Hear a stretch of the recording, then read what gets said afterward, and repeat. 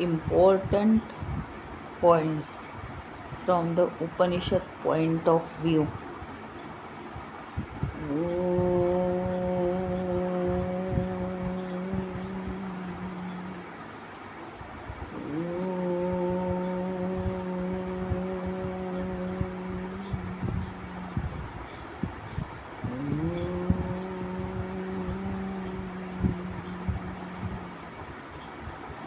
ॐ सहनाववतु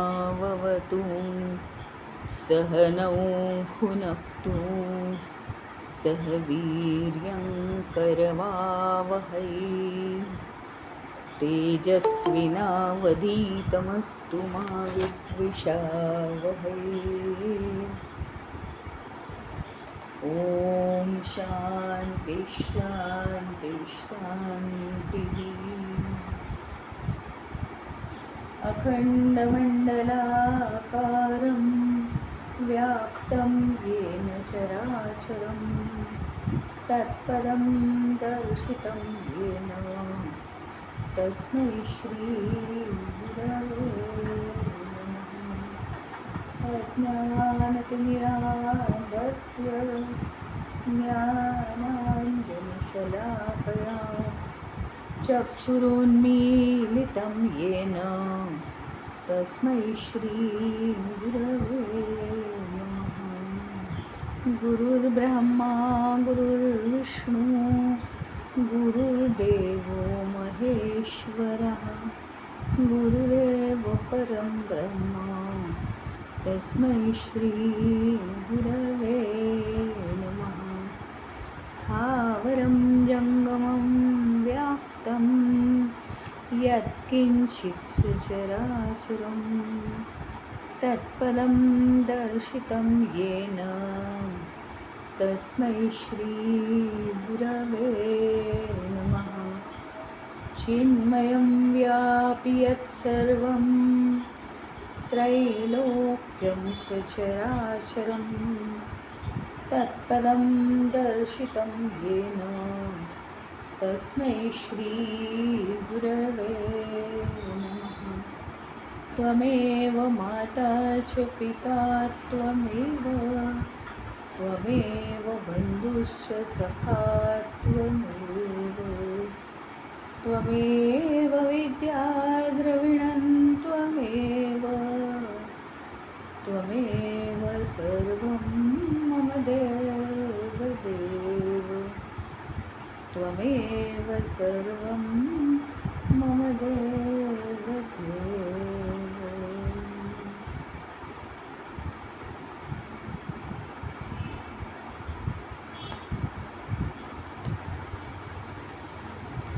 आपण हस्तमलक स्तोत्र पाहत होतो आणि त्याच्यामध्ये आपण बघितलं की चैतन्य एकच आहे आणि वेगवेगळ्या देहांमध्ये असलेली जी बुद्धी आहे वेगवेगळी, त्याच्यात जे चैतन्याचं प्रतिबिंब पडतं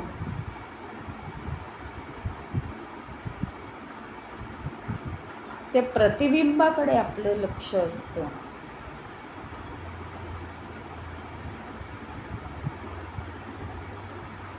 प्रतिबिंब हे कसंही पडू शकतं हे आपण बघितलं. प्रतिबिंब दाखवणारा पृष्ठभाग जसा असेल, पाणी म्हणा आरसा म्हणा, तर त्याप्रमाणे ते प्रतिबिंब दिसणार आहे.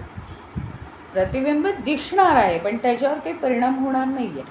प्रतिबिंबावरही परिणाम होत नाही आणि मूळ वस्तूवरही परिणाम होत नाही. आता हे आपण इतकं जरी आपण सगळं शिकलो तरी मुळामध्ये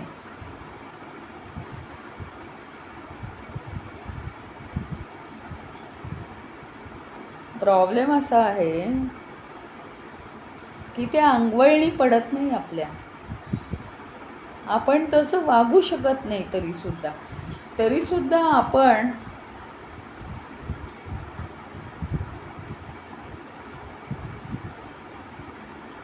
समोरच्या व्यक्तीमध्ये गुणदोष बघतोच.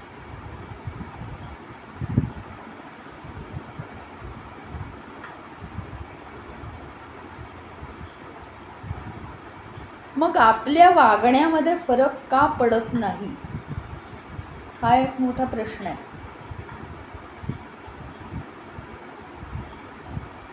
आपल्या वागण्यामध्ये फरक का पडत नाही?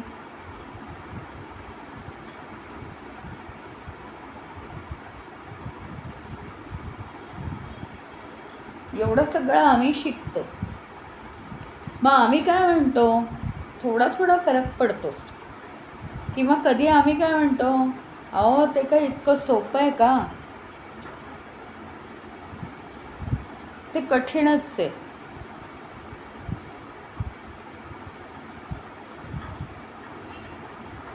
इतकं लगेच कसं काय ते सुटेल, असं आम्ही म्हणतो. तर कुणी काय म्हणतं, म्हणजे इतकं सारखं आपण कितीतरी आध्यात्मिक ग्रंथांचा अभ्यास करतो. खरं तर काय आहे माहिती का,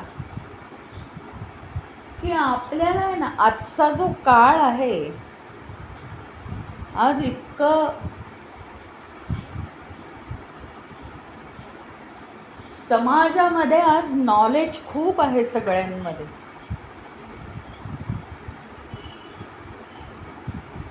सहजपणे सगळ्यांना खूप गोष्टी समजतात. कारण काय, आजचा समाज पूर्णपणे वेल एज्युकेटेड आहे. खूप शिकलेली लोक आहेत आणि तसं त्यांना ती एक दृष्टी पण आहे ज्ञान घेण्याची. हुशार आहेत लोक. मग नेमकं काय होतं, आम्ही म्हणतो कळतं पण वळत नाही.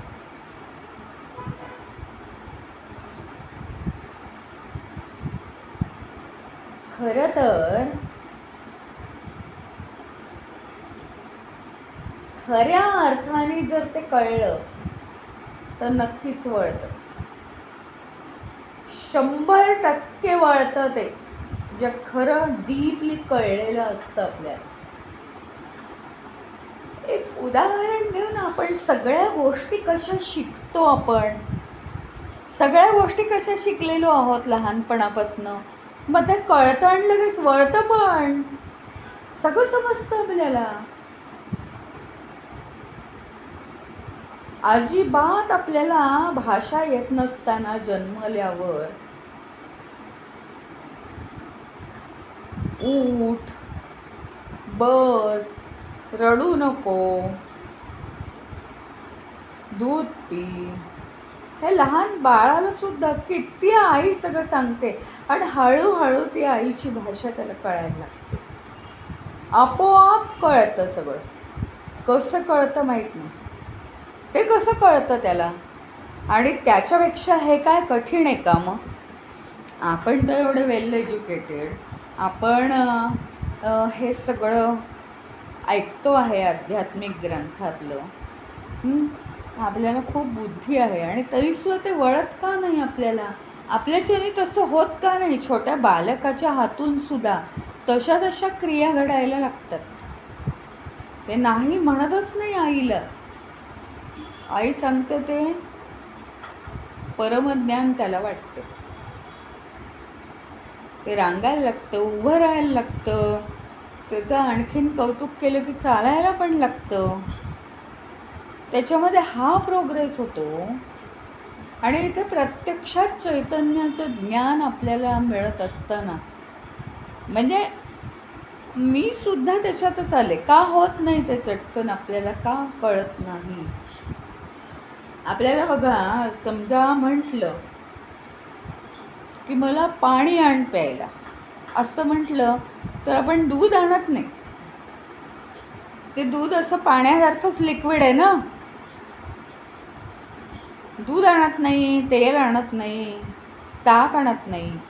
पाणी म्हटलं की पाणीच आणतो. म्हणजे पाणी हे कसं कळलेलं आहे, ते लगेच वळतं. पाणी म्हणजे पाणीच, हे कसं कळतं आम्हाला? तो दगड बाजूला सरकव. दगड बाजूला सरकव. दगड म्हटल्यावर आम्ही वीट घेऊन बाजूला सरकवत नाही. वीट हा दगडाचाच प्रकार झाला, मान्य आहे, पण आम्हाला समजतं की नाही तो शब्द. तो जो शब्द त्या पर्टिक्युलर गोष्टीसाठी वापरला आहे, दगड म्हणजे वीट ही दगडासारखीच झाली, तरी सुद्धा दगड म्हणजे दगड, वीट म्हणजे वीटच. हे कसं कळतं आणि लगेच वळतं पण. ते लगेच होतं आपल्या हातून. वेडं-वाकडं आपण कधीही करत नाही. मग इथेच असं का होतं? आम्ही म्हणतो बुद्धीमध्ये प्रतिबिंब पडतं आणि प्रतिबिंब इम्पॉर्टंट नाही आहे. ज्याचं ते प्रतिबिंब आहे त्या चैतन्याला तुम्ही सगळीकडे बघा.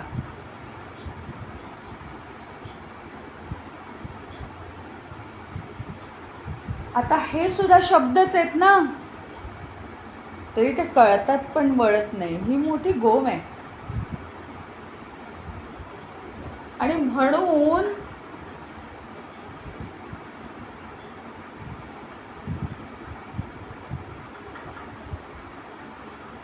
काय आहे सांगू का, इथे काय फरक आहे माहिती आहे का?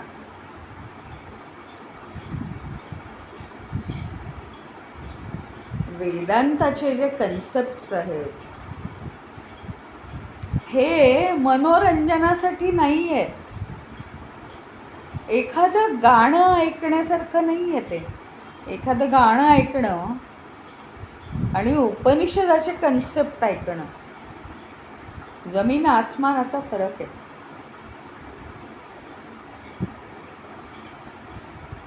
बुद्धीचं संपूर्ण कॉन्सन्ट्रेट करून डीपली ते समजवून घेणं हे खूप महत्त्वाचं आहे. त्या दृष्टीने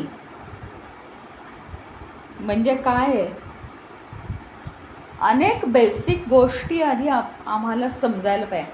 काय झालं माहिती का, हे जरी आपण ज्ञान घेतलं, हे जरी सगळं आपण समजावून घेतोय आणि पुढे अनेक सगळी उपनिषदं करणार आहोत, सगळं करणार आहोत, सगळ्यात महत्त्वाचं काय आहे माहिती का, आजूबाजूला असलेल्या ज्या गोष्टी आहेत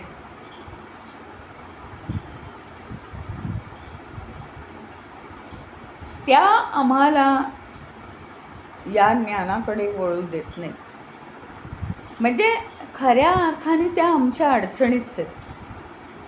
मग मनात अशा अनेक कन्सेप्ट आहेत. आपल्याला काय वाटतं माहिती का प्रत्येक वेळी, की सगळं या चैतन्याशीच संबंधित आहे असं वाटतं, पण ते असतं मायेशी संबंधित.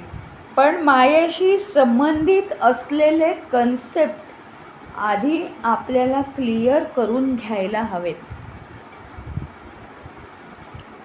काही कन्सेप्ट जर आपल्याला कधीच क्लिअर झाले नाहीत, आम्ही चांगलं वागतो मग असंच का होतं, म्हणजे वागायचं आम्ही चांगलं आणि हे रिझल्ट्स मात्र मिळायचे समष्टी ह्याच्यामुळे, असं कसं चालेल, हे वगैरे जे आहे ना, तर ते कशामुळे माहिती का, आमच्या मनात बेसिक असं मी म्हणणार नाही, बेसिक नाही, पण त्याला कोणी काही करू नाही शकत. आमच्या मनामध्ये काहीतरी अडचणी आहेत. आणि काय असतं माणसाचं, ज्या गोष्टींवर आपण काहीच करू शकत नाही, मग असं का, आम्ही जर चैतन्यच आहोत तर असं का, मग त्याला हे का नाही पॉसिबल, ह्याची उत्तरं जरी दिली की आम्ही चैतन्य आणि माया म्हणजे जड या दोन्हीचे मिळून आम्ही बनलो आहोत, म्हणून काही गोष्टी पॉसिबल आहेत आणि काही गोष्टी पॉसिबल नाहीत. पण त्याचं डिटेल समजावून घ्यायला हवं आहे आज. असा एक प्रश्नसुद्धा आधी निघालेला होता आणि ह्या बेसिक गोष्टी समजल्याशिवाय, म्हणजे कळतं आहे प्रत्येक वेळी, ते चांगलं पण आहे, पण ते तसं ॲप्लाय करायला आपल्याला कठीण आहे असं आपल्याला वाटतंय. हे फक्त वाटायला नको आहे. आणि त्याच्यासाठी आजचं लेक्चर अतिशय महत्त्वाचं आहे. मध्ये एक प्रश्न निघाला होता आणि तो ह्याच्याशी रिलेटेड आहे की बघा, आमच्या मनात काय असतं माहिती का, की आमचे ग्रहच असे, मग आता आम्ही काय करणार, त्याच्यावर काही इलाज आहे. बरं, आम्ही तर इतके कष्ट करतो, आम्ही इतकं लोकांवर प्रेम करतो, आम्ही इतकं चांगलं वागतो, मग आम्हाला असे रिझल्ट काय येतात, ह्याची क्लॅरिटी हवी. आम्ही तर चैतन्य आहोत, मग असं का होतं. मग नुसतं तुम्हाला गतजन्मीच्या वासना यांनी सॅटिस्फाय होत नाही, म्हणून पुन्हा पुन्हा ते प्रश्न निर्माण होतात, पुन्हा पुन्हा ते प्रश्न निर्माण होतात. मध्ये असा एक प्रश्न निघाला होता की एकाच वेळी मुलं जन्माला आली, म्हणजे आता तर वेगवेगळ्या वेळी जन्माला आलेले त्यांची गोष्ट वेगळी, ग्रह नक्षत्रांची स्थिती एकच असते. एकाच वेळी जरी मुलं जन्माला आली तरी ग्रह नक्षत्रांची स्थिती एकच आहे. मग असं का होतं की त्यांच्या पत्रिका सगळ्यांच्या वेगळ्या, त्यांची नशीबं वेगळी. सगळ्यात पहिलं कारण म्हणजे काय आहे की ह्या कालमापनामध्ये अतिशय सूक्ष्म कालमापन आहेत काळ मोजण्यासाठी. आता त्याच्यावर काही आपण जास्त अभ्यास करणार नाही आहोत, आजचा विषयच नाही. घटका, पळ, निमिष अशी छोटी छोटी काळाचे मेजरमेंट्स आहेत. त्याच्यामुळे थोड्या थोड्या अंशाचा प्रत्येक ग्रह नक्षत्रांमध्ये फरक होतो आणि म्हणून त्यांच्या पत्रिका वेगळ्या असतात. पण हे एकच कारण नाही आहे, प्रत्येकाचे स्वतःचे काहीतरी पूर्वजन्माचे संस्कार आहेत, ते त्या ग्रह नक्षत्रांच्या स्थितीमध्ये मिक्स होतात, संयोग होतो त्याचा, आणि मग त्यांचं विधिलिखित लिहिलं जातं. तिसरं कारण असं आहे, ज्या मातापित्यांपासून ते जन्माला आले आहेत, त्यांनी ज्या मातेला सिलेक्ट केले त्यांचे पुन्हा पूर्वसंस्कार आणि आत्ताचे संस्कार, म्हणजे बघा तुम्ही कसं कसं होत जातं पहा. त्यांचे पूर्वसंस्कार आणि आत्ताचे संस्कार मिळून बालकांचं काय होते, पत्रिका बनते बरं का. म्हणजे ग्रह नक्षत्र सर्वा नाही आहेत, ग्रह नक्षत्र नंतर स्वतःचे त्या बालकाचे पूर्वजन्मांमधले संस्कार आणि माता पित्यांचे पूर्वजन्मातले आणि या जन्मातले, कारण माता पिता मोठे आहेत, त्यांचा बरंच आयुष्य आता गेलेलं आहे, त्यामुळे या जन्मात मिळवलेले संस्कार सुद्धा. आता काय आला त्याच्या पुढचं असं आहे की आता जिथे त्या बालकाचा जन्म होतो ते जे स्थान आहे, ते स्थान म्हणजे आजूबाजूचा समाज, त्या घराच्या आजूबाजूला राहणारे लोक, वातावरण, ह्याचा त्या घरावरती प्रभाव आहे. त्या आजूबाजूच्या समाजाचे संस्कार. मग समाज, मग त्याला तुम्ही काहीही म्हणा, हो काहीही म्हणा, आजूबाजूचा शेजार, सगळे शेजार हा एक समाज असू शकतो. हां, दुसरी गोष्ट, समाज म्हणजे काय, गुजराती समाज, मराठी समाज, मारवाडी समाज, बंगाली समाज हा पण एक समाज असू शकतो. असे सगळे संस्कार. त्यानंतर ज्या राज्यामध्ये तुम्ही आहात त्या राज्याचे संस्कार. कर्नाटकचे संस्कार वेगळे आहेत, महाराष्ट्राचे संस्कार वेगळे आहेत, टोटली गुजरातचे संस्कार वेगळे आहेत, आंध्र प्रदेशचे संस्कार वेगळे आहेत. नाही का? संस्कार ह्याचा सुद्धा त्या बालकावर प्रभाव पडतो. आणि आश्चर्य वाटेल, देशांचाही प्रत्येक टोटॅलिटी पाहिली तर प्रत्येक देशाचा एक संस्कार आहे. तो आता आपल्याला मोदींमुळे जास्त कळतोय की भारताचा असा एक वेगळा संस्कार आहे, अलौकिक संस्कार आहे. आणि इतर देशांचे पण संस्कार आहेत. सांगतात मोदी असं, या देशात हे चांगलं आहे, त्या देशात ती मेंटॅलिटी चांगली आहे. अर्जेंटिनाचे लोक नेहमी नवीन शिकत असतात. म्हणजे हे त्यांचे संस्कार आहेत, एक प्रकारचे संस्कार, देशाचे संस्कार. आणि मग सगळ्यात शेवटी वैश्विक संस्कार, संपूर्ण विश्व. आता हे मी असं का म्हटलं ते पण मी सांगते समजून. सगळे ग्रह तारे, तुम्हाला आम्हाला वाटतं की माझ्या डोळ्यासमोर मी जो चंद्र बघतेय तो फक्त माझ्याच घरावरती आहे. गंमत अशी आहे, तेच आकाश, तोच चंद्र, ज्या ज्या ठिकाणी या पृथ्वीवरती रात्र आहे प्रत्येकाला त्या दिशेला तो चंद्र दिसतो आहे जसाच्या तसा. ही गंमत आहे ना. याचा अर्थ हे विश्व म्हणजे आम्ही त्याचं कल्पना करू शकत नाही एवढं मोठं आहे. संपूर्ण विश्वाचा जर आपण विचार केला, संपूर्ण विश्वाचा विचार करताना प्रत्येक ग्रहाचा आणि नक्षत्राचा असर, कुठल्या विश्वाच्या पूर्व भागात कसा आहे, विश्वाच्या पश्चिम भागात कसा आहे, असा आपण विचार करणार आहोत. विश्वाचा विचार करताना थोडासा एखाद्या ग्रहाचा किंवा एखाद्या नक्षत्राचा परिणाम एखाद्या कोपऱ्यात कमी पोहोचू शकतो. आता आलो आपण देशावर. विश्वाची एक कुंडली आहे, कुंडली पत्रिका, कुंडली.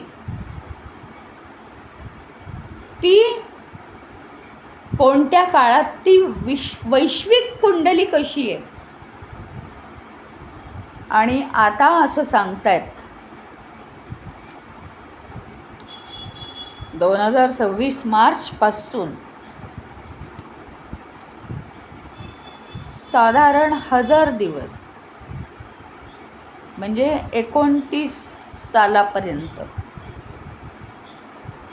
ग्रहांची स्थिती अतिशय वाईट आहे.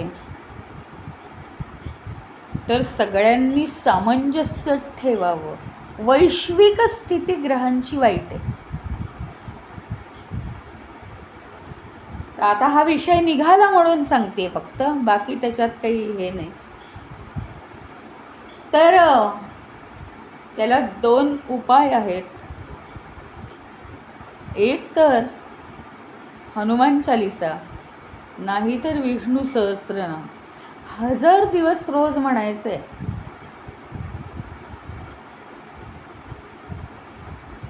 आणि म्हणून यावर्षी चिन्मय मिशननी सगळीकडे हनुमान चालीसाचे यज्ञ केले. नाशिकला झाला, मुंबईला झाला, ऋषिकेशला झाला, असे सगळीकडे ते करतायत. तर तो विषय ठीक आहे, बाजूला राहू दे. परंतु विश्वाची एक कुंडली आहे, त्याच्याप्रमाणे प्रत्येक देशाची कुंडली आहे.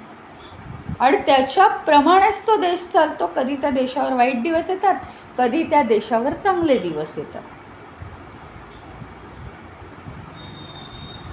आता ग्रहांची स्थिती, विश्वाच्या पूर्व भागात एखाद्या ग्रहाचा वाईट परिणाम येतो तर संपूर्ण विश्वाला नाहीच त्रासदायक ना. पण विश्वाच्या पूर्व भागात जे देश आहेत त्यांना तो त्रासदायक असेल. पश्चिम भागातल्यांना कमी होईल आणि दक्षिण आणि उत्तर भागातल्यांना स्लँटिंग त्याचा त्रास होईल, जास्त होणार नाही. पण पूर्व भागात तो त्या ग्रहाचा त्रास जास्त असेल. तसंच प्रत्येक गोष्टीचं आहे. म्हणून प्रत्येक देशाची पण कुंडली वेगळी आहे. आणि आता देश लहान झाला, त्याच्याहून लहान राज्य आहे, त्याच्याहून लहान राज्य आहे. आता कोणत्या राज्यात त्या ग्रहांचा कसा परिणाम पडतो आता समजलं. हे सगळं कसं चालतंय म्हणजे एका बालकाचं जीवन स्वतःच्या ॲक्शन्ससाठी फक्त 20-30% तो स्वतंत्र आहे. बाकी एवढ्या सगळ्या कुंडल्यांचा आपल्यावर परिणाम आहे. प्रत्येक क्षणी आपल्याला स्वातंत्र्य आहे मानव म्हणून. पण काळावर आणि नियतीवर मी नाही मात करू शकणार. म्हणजे मला प्रॉब्लेम येतील, समजा प्रॉब्लेम सोडवण्याचं मला पूर्ण स्वातंत्र्य आहे, पूर्ण स्वातंत्र्य. पण सुटायचं का नाही ते मात्र ते प्रॉब्लेमच्या हातात, कारण त्याला नियतीची साथ आहे. आणि तिथे त्या सगळ्या कुंडलींचा प्रश्न येतो.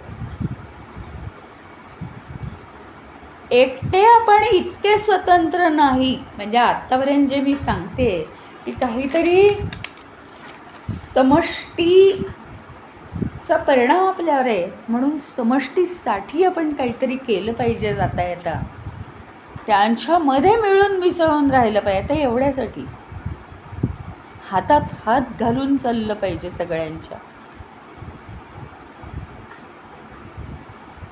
हा एक महत्त्वाचा मुद्दा झाला. म्हणजे काय आहे की आपलं जे जीवन आहे आपल्याला असं प्रश्नच पडू शकत नाहीत. आपल्याला काय झालं आहे माहिती का, पूर्वी काय होतं, एकत्र कुटुंब पद्धती होती. म्हणजे आम्ही हे ऐकलंय, आमच्या आजोबांची आई पणजी, तर आमचे पणजोबा मिलिटरीत होते आणि ते गेले कुठल्या तरी युद्धात वगैरे ते गेले. आणि पणजी आणि या सगळ्या आमचे आजोबा 7 होते, 7 आजोबा, एक त्यांना बहीण होती. 7 आजोबा, 7 मुलं, 7 सुना घेऊन पणजी एकत्र राहिलेले आहेत. ही पद्धती होती पूर्वीची.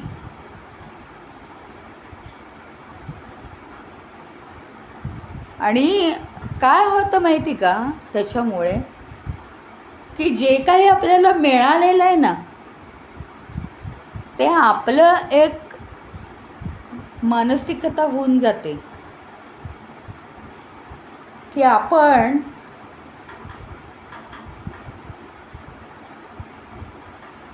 सगळ्या ह्याचे भागीदार नाही आहोत.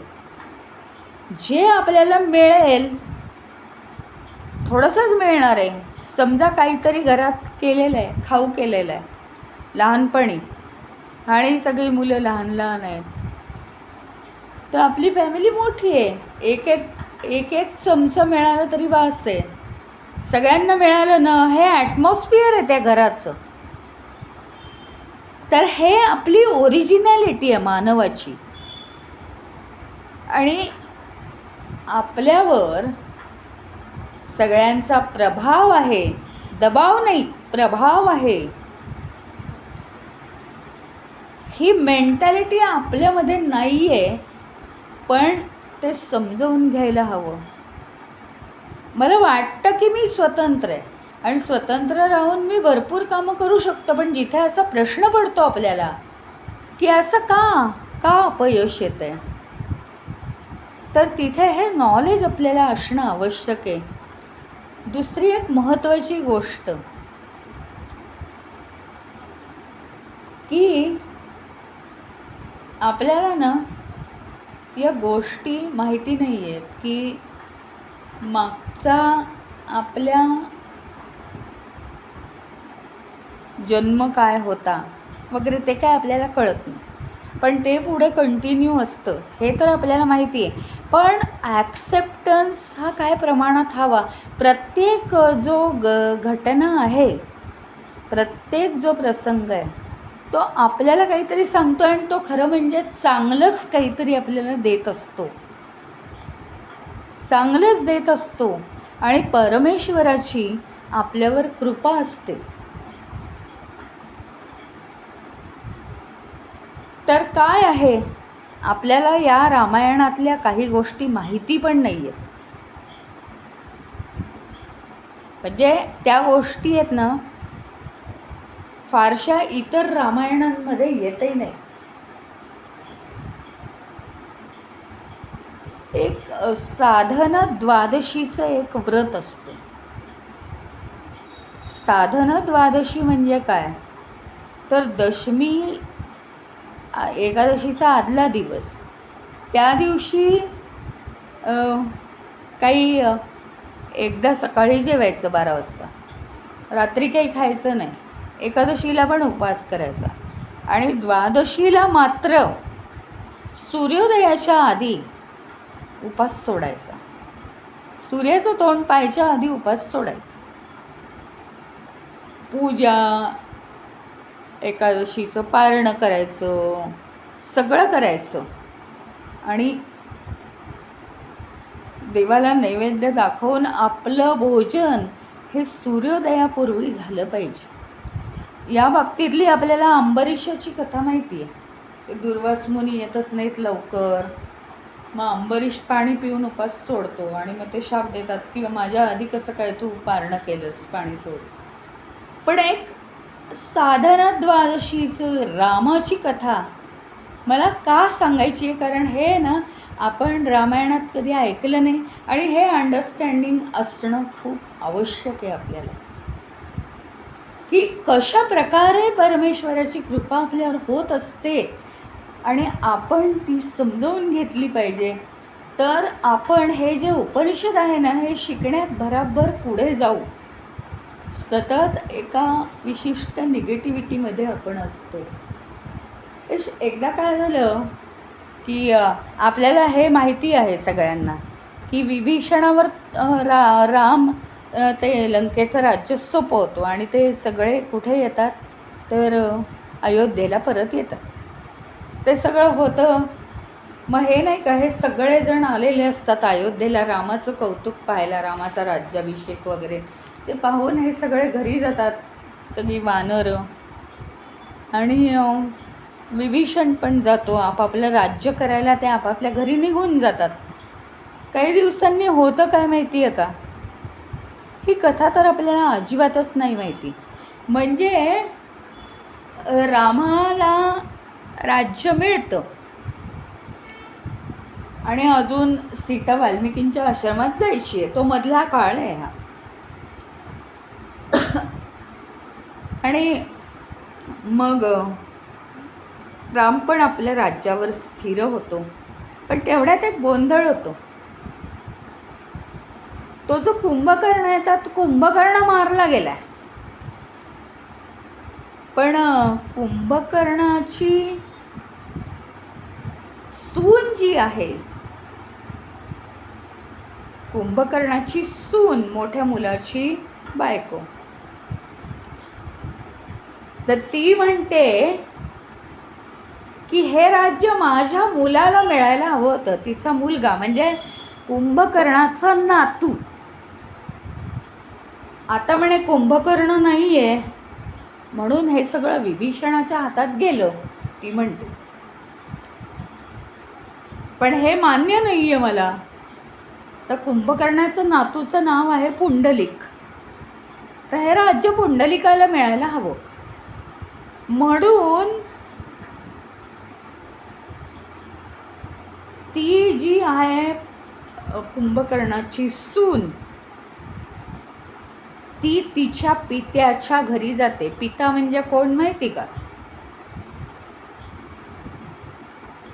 हा जो रावण आहे आपला रामानी मारलेला, तो दशमुखी रावण आहे, दशानन. आणि ह्या सुनेचे जे वडील आहेत तो सहस्त्रमुखी रावण आहे. आणि त्याचाही असंच बरंच कुठल्या तरी समुद्राच्या मध्ये बेटांवर असं राज्य आहे त्याचं. मोठं बेट आहे आणि तिथे त्याचं राज्य आहे. ती जाते तिच्या पित्याकडे. तो म्हणतो की मी करतो विभीषणावर हल्ला. विभीषण काय, त्याला सहज जिंकणं शक्य आहे. मिळेल म्हणे तुझ्या मुलाला, हे पुंडलिकाला राज्य मिळेल. आणि मग हे सगळं होतं. विभीषण हारतो कारण तो सौम्यच आहे स्वभावाने. आणि मग हे येतात, हे सगळे हल्ला करतात आणि राज्य पुंडलिकाला मिळतं. विभीषण सरळ उठतो, त्याचा अपमान होतो. अपमानच असतो ना. आणि हा असं स्वीकारणं म्हणजे सोपं नाही आहे. तो रामाकडे येतो की असं असं झालेलं आहे. त्या दिवशी एकादशी असते आणि नेमकं अधिक मासातली एकादशी असते. सीता वगैरे सगळे तिथेच आहेत, अयोध्येतच आहेत. विभीषण रामाकडे येतो, झालेला प्रसंग सांगतो. राम काय म्हणतो की आज एकादशी आहे, माझं साधन द्वादशीचं व्रत आहे. एक निमिषही वेळ न घालवता मी तुझ्याबरोबर येतो लंकेमध्ये,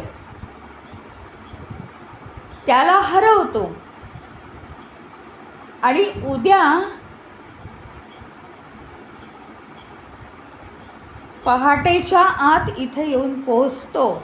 म्हणजे मला पूजा संध्या स्नान करता येईल आणि मला माझं साधन द्वादशीचं व्रत सोडता येईल. कुंभकर्ण हा विभीषण म्हणतो असं कसं शक्य आहे, कुठे अयोध्या कुठे लंका. श्रीराम म्हणतात की म्हणे मी तुला राज्य मिळवून दिलंय, मी हा अपमान सोसणार नाही. ते काही नाही म्हणे. डोळे मिटतो आणि हनुमानाचं स्मरण करतो. हनुमान लगेच हजर होतो एका उड्डाणात. हनुमान दोघांना घेतो, मोठा आकार करतो शरीराचा, खूप मोठा आकार करतो शरीराचा. आणि एका खांद्यावर विभीषण, एका खांद्यावर श्रीराम, आणि शेपूट खूप मोठी करतो, जाडी, आणि त्याच्यावर सगळं सैन्य घेतो. अयोध्येचं सैन्य शेपटीवर घेतो आणि त्याला काही ओझं होत नाही, कारण तो विदेही अवस्थेत आहे हनुमान. म्हणजे तो शरीर काही भार घेत आहे हे त्याला समजत नाही. शरीरापेक्षा वेगळा राहतो तो नेहमी. त्याला ती हे आहे, दैवी शक्ती आहे. आणि ते एका सेकंदात तिथे त्या याच्यात पोचतात लंकेत.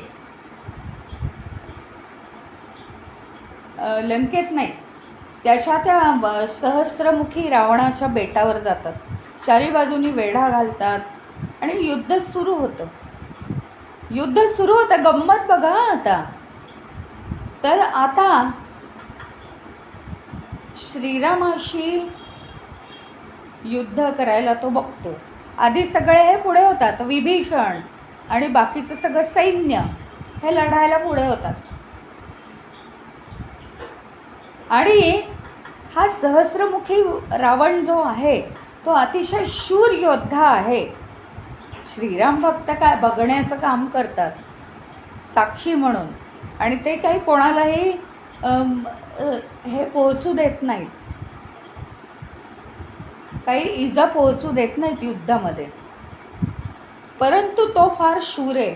आणि मग इकडे आपण साधना द्वादशीच्या व्रतासाठी पहाटे कसंच पोहोचणार, मग हे युद्ध थांबणार कसं? तर श्रीराम विचार करतात की ह्याच्याशी, म्हणजे हा इतका शूर आहे की हा लढतच राहील, हा अजून 6 महिने सुद्धा लढत राहील. त्याला लढण्याचा गर्व झालाय, तर हे कसं थांबवायचं? म्हणजे हे लंकेचं राज्य हा एक विषय बाजूलाच आहे, पण त्याला लढण्याचा गर्व झालाय. मग ते काय विचार करतात की एखादी स्त्री जर ह्याच्याशी युद्धाला सोडली तर हा मागे हटेल. मग ते म्हणतात कोण येणार, कोण स्त्री येणार? श्रीराम म्हणतात सीतेला बोलवावं. विभीषण आश्चर्यचकित होतं. आता सीता अयोध्येत कधी जाणार, कधी येणार, काय करणार, कसं करणार, म्हणजे शक्य का? आणि तुमचं व्रत ते. हनुमान जातो.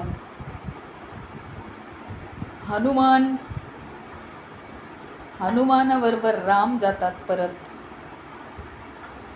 आणि एका बाजूला राम, एका बाजूला सीता, पुन्हा तिथे हजर. लगेच एकेका निमिषात हजर. सीता हातात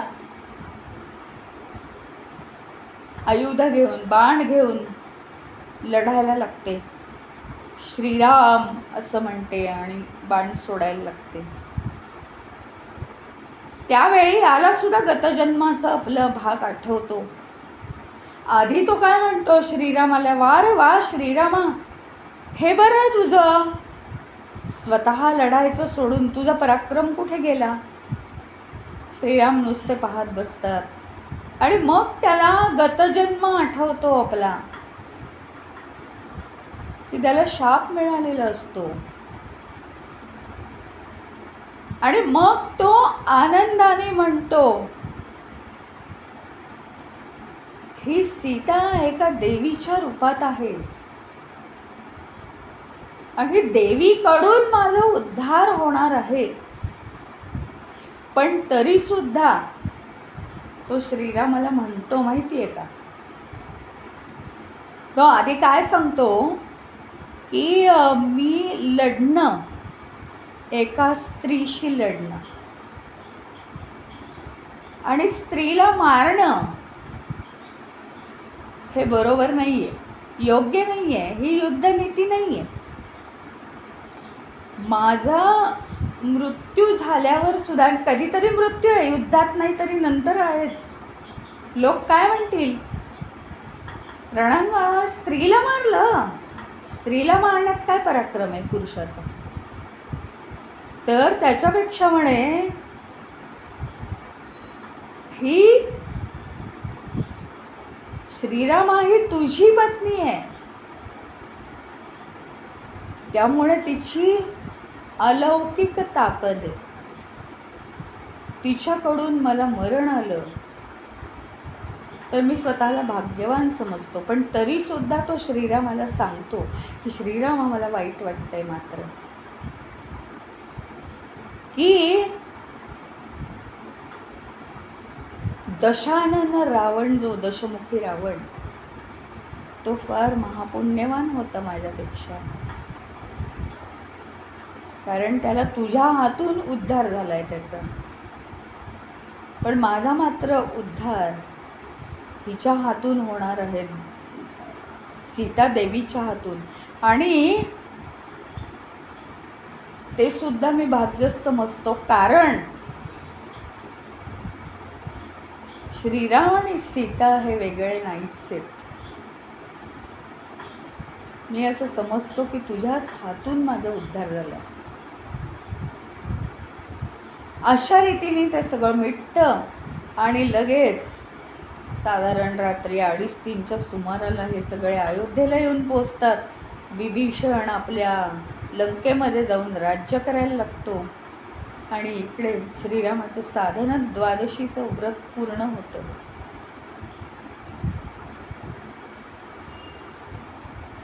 म्हणजे काय आहे बघा, की कोणतीही परिस्थिती येऊ दे,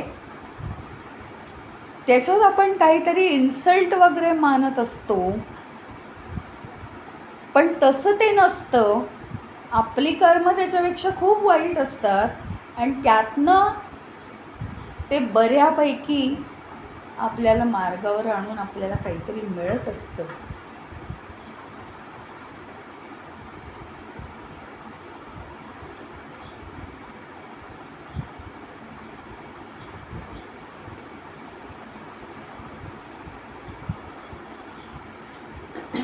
सगळं काय असतं माहिती का, आमचंच कुठल्या तरी जन्मात काहीतरी चुकलेलं असतं. हा आधी स्वीकारभाव खूप यायला पाहिजे. आमचंच काहीतरी चुकलेलं आहे आणि मग बाकीचं जे काही आहे ते आमच्यासाठी बेस्ट आहे, हे आधी आपल्याला पटलं पाहिजे. मग ठीक आहे. आणि तेव्हा उपनिषद आपल्यामध्ये उतरेल.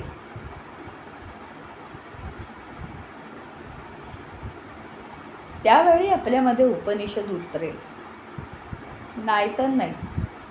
नाहीतर मग काय होईल माहिती आहे का, आजूबाजूचे खूप प्रश्न आपल्याला पडतील. खूप प्रश्न पडतील आपल्याला. पण ज्यावेळी आपण म्हणतो, म्हणजे डायरेक्ट आपण उपनिषद शिकतो, त्यावेळी आपण म्हणतो ही माया आहे, हे सगळं ॲक्सेप्ट केलं पाहिजे, हे सगळं येणार आणि जाणार. पण ते प्रत्यक्षात केव्हा पटतं आपल्याला, हे असे दाखले दिल्यावर पटतं. आपल्याला वाटतं आपली एकट्याचीच पत्रिका, पण किती पत्रिकांचा तिथे प्रभाव आहे हे आपल्याला समजेल. किती लोकांचा, म्हणजे किती गोष्टींचा त्याच्यावर प्रभाव आहे. इतक्या सगळ्या बंधनांमध्ये आपण अडकले गेलो आहोत.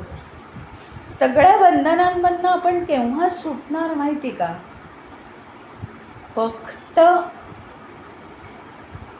मी एक व्यक्ती आहे सोडून दिलं पाहिजे आणि परमेश्वराच्या पायावर आपण समर्पित झालो पाहिजे. बाकी काही नाही आहे.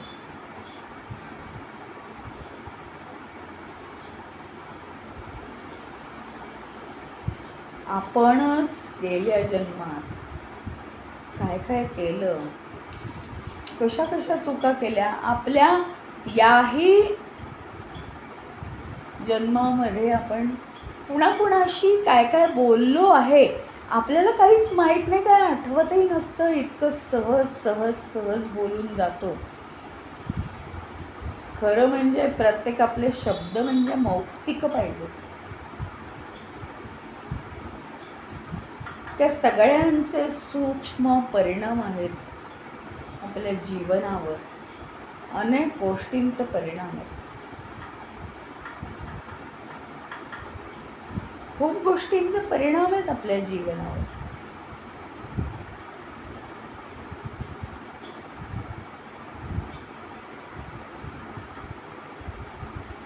एकच एक आपण पकडून बसतो.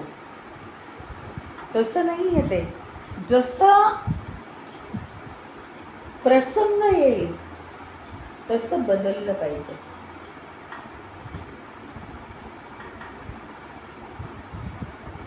गंमत काय आहे माहिती का, मनाला एकच विचार करायला आवडतो आणि आपण तोच विचार करत राहतो सतत. मग ते फिक्स. म्हणजे काय, एकतर काय, मनाला नवीन पण काही नको आहे, त्याला आपलं तेच तेच तेच तेच आवडतं. बुद्धीला तसा आळस नाही आहे. ती नेहमी चॅलेंजेस स्वीकारते आणि त्याच्यावरती विचार करते. मनाचं कसं आहे माहिती का, गंमत आहे. पाण्याला प्रवाह असेल तरच पाणी स्वच्छ शुद्ध राहतं ना, पवित्र राहतं. पाण्यामध्ये प्रवाह नसेल, अडवलं असेल पाणी, तर काय होईल? त्याला वास येईल ना पाण्याला. त्याच्याप्रमाणे काय होतं माहिती का, आपले पूर्वसंस्कार आहेत ना, त्याचा परिणाम मनावर होतो. आणि मनाला एक सवय आहे एकेका विचारांना पकडून राहायचं. लहान मूल कसं हातातलं खेळणं सोडतच नाही, तसं आहे, एकच एक पाहिजे. दुसरं म्हणजे काय मनाचं, की एक विचार का ठेवायचा मनामध्ये पक्का, म्हणजे मग आपल्याला आपलं अस्तित्व सुरक्षित आहे असं वाटायला लागतं मनाला. इंद्राला नाही का सारखं वाटायचं की कोणी काय उपासना केली की माझं असं झाले, तसं मनाचं आहे. मन म्हणजे तर विचारांचा प्रवाह आहे, तर ते प्रवाहित राहायला पाहिजे का नको? एक विचार आला, त्याचं काम झालं, मग दुसरा विचार यायला पाहिजे का नको? पहिला विचार निघून जायला पाहिजे, दुसरा विचार यायला पाहिजे, तेव्हा कुठे मन शुद्ध राहतं. म्हणजे प्रेझेंटमध्ये जे मन सांगतंय तेवढंच करायचं आणि मग मनातले विचार घालवून टाकायचे. पुढे परत त्या परिस्थितीप्रमाणेच विचार यायला पाहिजे ना. एक आम्ही पक्क ठेवलं पाहिजे की आमच्या जीवनात जो आमचा स्वतःचा डिसिजनचा जो स्वतंत्र भाग आहे तो फार थोडा आहे. किती? 20-30% असेल तो. बाकी सगळं समष्टी कुंडलीप्रमाणे बांधलेलं होतं आणि सगळं जग सारखं बदलतंय आणि या बदलत्या जगाशी आम्ही बांधलेले आहोत. सगळे नक्षत्रतारे बदलत आहेत आणि त्यांच्याशी आम्ही जर बांधलेले आहोत, तर आम्हाला पाहिजे तसं कसं काय होईल सगळं मनासारखं, नाही का? सगळ्या स्तरांवर सगळं बदलत असतं. म्हणजे कसं काय घडतं, छोटीशी एक गोष्ट आहे, जास्त वेळ घेणार नाही मी. मेधावी नावाचे ऋषी होते, मेधावी. आणि त्यांना एक कन्या होती मेधाविनी. मात्र तिची आई लवकर गेली, लवकर मरण पावली. मेधावी ऋषींचा आश्रम होता, सगळे शिष्य शिकायला यायचे जायचे. मेधावीनी त्यांची सगळी व्यवस्था बघायची, सगळं ठीक चाललं होतं. पण तरी जेव्हा ती वयात आली तेव्हा तिला वाटायला लागलं तिच्या ज्या मैत्रिणी वगैरे आहेत त्यांचे विवाह झाले. आणि सर्वसाधारण ही इच्छा असते मुलींची. काहींना तर मुलं झाली, पाळणे हालायला लागले. मग हिला वाटायला लागलं की आपण मागे आहोत. आता मागे का होती ती, तर मेधावी ऋषींचं लक्ष होतं आणि ते मुलं बघतही होते. पण त्यांना वाटत होतं की आपली मुलगी अतिशय सात्विक, सोज्वळ, चांगल्या विचारांची, मग हिला चांगला मुलगा मिळाला पाहिजे, हिचं कल्याण झालं पाहिजे. मग कसं काय, म्हणून अनेक मुलं टाळली आणि मग त्यांनी बघण्याचा प्रयत्न केला. पण काय झालं, तिची त्यांना काळजी वाटायला लागली. मुलगी मोठी होती, अजून मनासारखा पती तिला मिळत नाही आहे. असं करता करता काळजी करत करत ते आजारी पडले आणि ते गेले. त्याच्यानंतर ती अतिशय दुःखी झाली आणि आश्रमात एकटीच असायची. त्यानंतर सगळे शिष्य निघून गेले आपापल्या स्थानी त्यांना साधना करायला आणि आश्रमात आता ही एकटी असायची.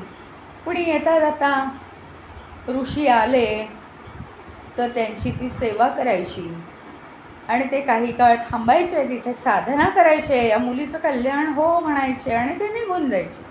त्यांची सेवा करायची, त्यांना कंदमुळं फळं आणून द्यायची खायला, एवढंच. आणि ती अतिशय दुःखी होती, कधी रडत असायची. तेवढ्यात एक दिवस काय झालं, दुर्वास ऋषी तिथे आले. दुर्वास ऋषी माहिती आहे सगळ्यांना, अतिशय कोपिष्ट, म्हणजे त्यांना लवकर राग येतो आणि त्यांच्या अंगात ताकदही आहे, म्हणजे सिद्धी आहेत त्यांना.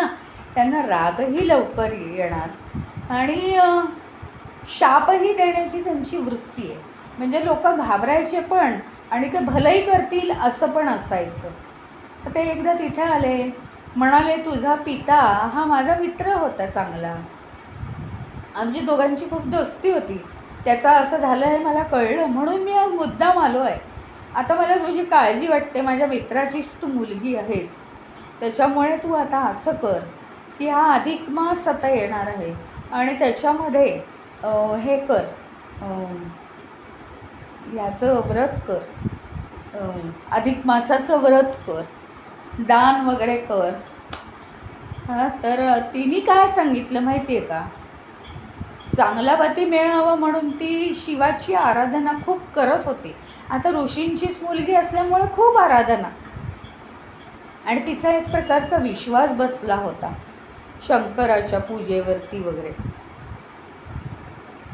शिवजी प्रसन्न होतील आणि ते मला प्रत्यक्ष दर्शन देतील अशी तिची निष्ठा होती. आणि तो काळ तसा होता माहिती आहे का, खरोखरीच आराधना चांगली करायचे लोक आणि प्रत्यक्षात लोकांना दर्शन द्यायचे देव. तर तिला असं वाटत होतं आणि मग ती दुर्वास ऋषींना म्हणाली की मग आता हा अधिक मास म्हणजे ही विष्णूची पूजा आहे आणि माझा तर शिवजींवर पूर्ण विश्वास आहे, मग हे एकदम विरोधी व्रत कशी करायची. तर दुर्वास ऋषी सांगायला लागले की शिवजीसुद्धा विष्णूला मानतात या अधिक महिन्याच्या काळात आणि त्या दोघांचं एकमेकांवर अत्यंत प्रेम आहे, त्यामुळे तुझं काही वाईट होणार नाही. शिवजींची पूजा सोडून मी विष्णूची केली तर शिवजींचा अपमान नाही का, असं ती विचारायला लागली. झालं, दुर्वास ऋषींना त्यांच्या स्वभावाप्रमाणे राग आला आणि ते म्हणाले की तुला तुझं फार नुकसान होईल, तुझं कल्याण होण्यासाठी मी सांगतोय आणि तू ऐकत नाहीस, मग म्हणे पुढच्या जन्मी तुला वनवास भोगावं लागेल. अशी गंमत. ते रागच यायचा त्यांना लगेच आणि ते म्हणतील ते मात्र खरं व्हायचं. मग काय झालं की पुढे तिला असंच खरोखरी शिवजी प्रसन्न झाले. एके दिवशी तिने काही अधिक मासाचं व्रत केलं नाही, शिवजी प्रसन्न झाले आणि शिवजी प्रसन्न झाल्यावर खरोखरी तिला इतका आनंद झाला, इतका आनंद झाला की तिला बोलवे ना काही. आणि पण शिवजी म्हणाले की काय मी प्रसन्न झालो आहे, बाळा तुला काय मागायचं ते माग, शांत हो, असं ते म्हणाले. मग तिने अगदी आगतिक होऊन त्यांना सांगितलं तुम्ही प्रसन्न झालात, आज मला फार आनंद झाला, माझ्या व्रताला मान दिलात तुम्ही. आणि मग ती म्हणाली पती दे पती दे पती दे असं म्हणाली ती.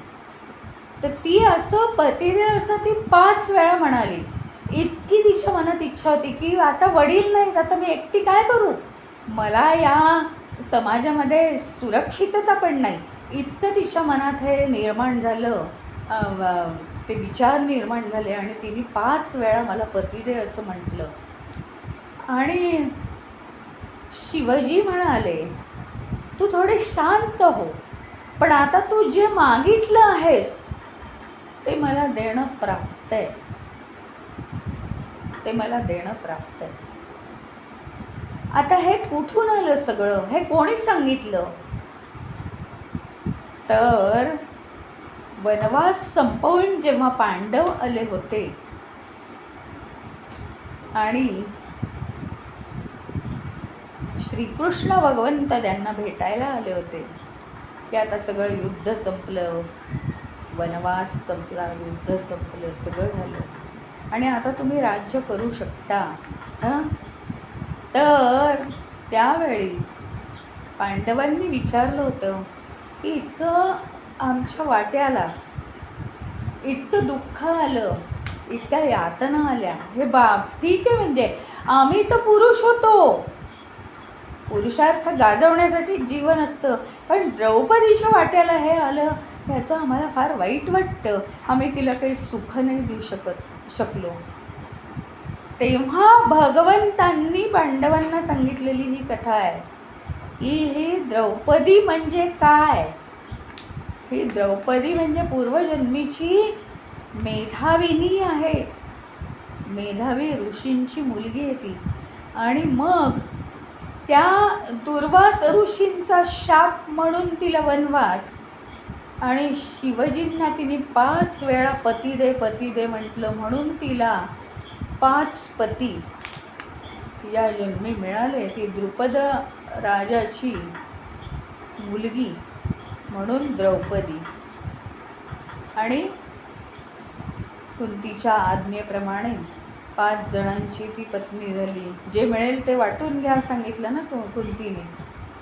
त्यामुळे तिचा शब्द खरा करण्यासाठी त्या पांडवांना 5 जणांमध्ये एक पत्नी स्वीकारावी लागली. आणि तिच्या नशिबात ते होतं वनवास. म्हणून म्हणे तुमची काय चूक आहे. प्रत्येक जीवाला हे असं असतं की पूर्वजन्मीचं त्याला फेडावं लागतं. त्याला स्वतः श्रीराम तरी कुठे मुक्त झालेत, मुकलेत, त्यांनाही ते फेडावं लागलं. भगवान श्रीकृष्णांनाही तसंच करावं लागलं. संपूर्ण यादवकुळ नष्ट करावं लागलं. असं सगळं आहे. तर आपण सामान्य माणसं कुठनं सुटणार यातून. हे जर सगळं बॅकग्राऊंड कळलं असेल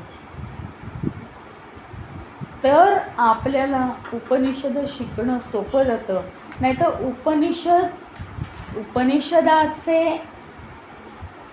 हेवी डोस गेल्यानंतर सुद्धा जर आपण मग हे असं होतं कसं, मग आमच्या नशिबाला असं काय येतं, मग आम्ही काय करायला पाहिजे,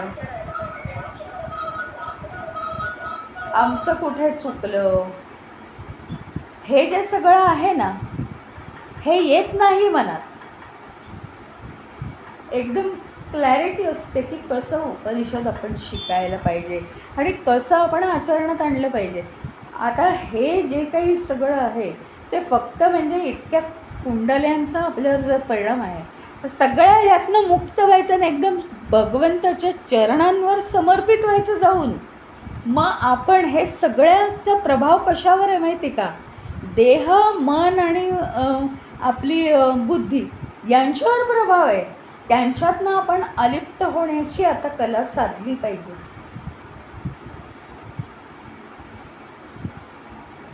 तर इथे थांबूया आपण.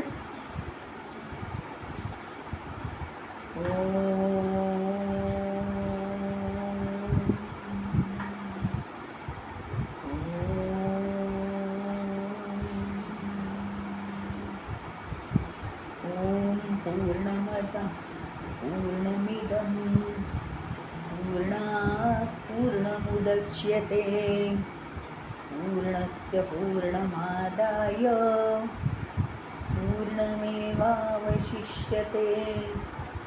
ॐ शान्ति शान्ति शान्तिः. हरि ओम. श्री गुरुभ्यो नमः. हरि ओम.